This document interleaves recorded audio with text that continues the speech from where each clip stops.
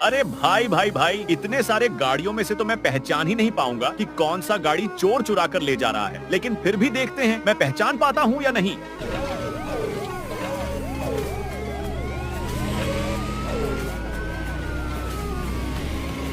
मुझे तो लगता है यही गाड़ी को चोर ले जा रहा है, लेकिन उसे देखने से पहले। बेटा, मुझे देखकर इग्नोर मत करना। इस बार जो भी एग्जाम में पास होना चाहता है मैं पास कर दूंगी, मगर मेरा भी एक काम करना होगा। तुम्हें इस वीडियो को एक लाइक और चैनल को सब्सक्राइब करना होगा और 5 सच्चे मित्र को शेयर करना होगा। और मेरे बेटे, जाते जाते कमेंट में सरस्वती माँ लिख दो। ये तो सच में यही गाड़ी थी और इसका तो चिथड़े उड़ गया।